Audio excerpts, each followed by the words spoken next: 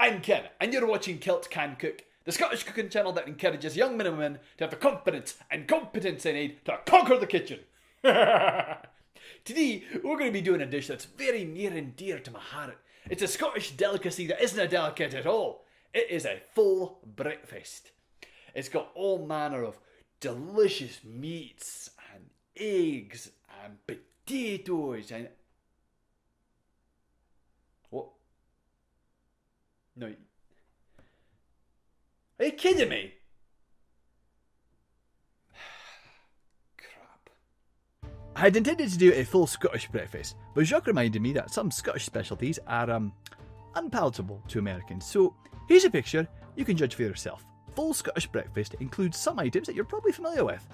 We've got fried eggs, rashers of bacon, which is far thicker than the American variety, bangers, which are pictured here, toast, and baked beans.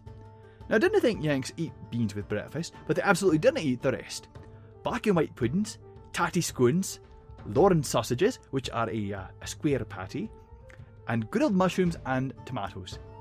It's all delicious, but it's not too good for American taste buds. In our full American breakfast, I'm going to offer you 7 ounces of steak, a lot of hash browns, 2 fried eggs, 4 slices of bacon, and a piece of toast. Much like the Scottish breakfast, this is not too good for your arteries, and even worse for your cholesterol count. If you're a fat slob and just sit around the house, you're going to die young and in pain. Let's get started. We're going to start by sautéing our steak in butter. Get it nice and hot. If you want to see our full steak recipe, click the link right here. It includes our special steak rub. It's fantastic, you'll love it, I loved it, and since it's our Valentine's Day episode, your significant other will love it. However, for the time being, once our butter's nice and hot, we're going to sauté our steak for 2 minutes on a nice high heat. That'll brown that bottom side nice and good, and then we're just going to flip it and sauté that side for another minute on high heat once again, and then we're going to flip it a second time, and sauté an edge for 1 minute on high. After those 4 minutes of searing, we're going to cook that steak for 6 minutes in an oven that's been preheated to 400 degrees Fahrenheit. We're cooking our bacon in the same skillet we cooked our steak. As you know, bacon is easy to cook, it takes no time at all, and it's nearly impossible to ruin. Well, unless you're my mum. God bless her, she likes to burn her bacon. So while we flip the bacon, we're going to heat up some oil, and we're going to cook 2 huge handfuls of hash browns. Now it's not too hard to cut up a bunch of tatties and make your own hash browns, but I'm a lazy no-user, so I'll buy the frozen kind and cook them till they're nice and brown. Ooh, looks like our bacon's done. Well, you know what?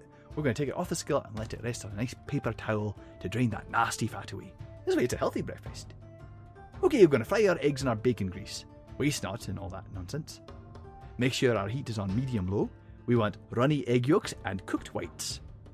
You know, by now I think 6 minutes have passed in the real world, so it's time to take our steaks out of the oven. Let it sit for a minute or two so the juices can settle down. By now I think it's time to stir our hash browns. As you can see, it's starting to get nice and browned up, and we're going to add some kosher salt. They're about halfway done. Fortunately, the hash browns and the egg should finish right at the same time. Oh, it looks like the egg whites are almost cooked, but we're going to cover the top of that with our lid so that they can cook more evenly.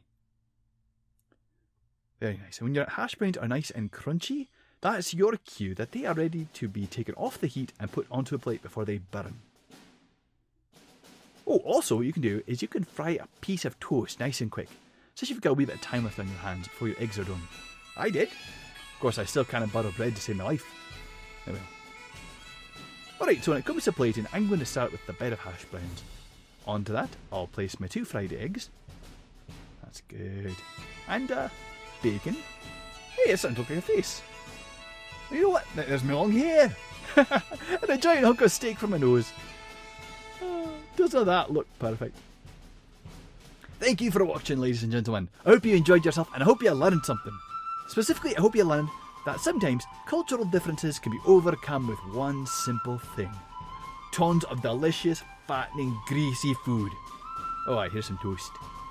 I'm Ken and you're watching Kilt Can Cook, the Scottish cooking channel that encourages young men and women to have the confidence and competence they need to conquer the kitchen.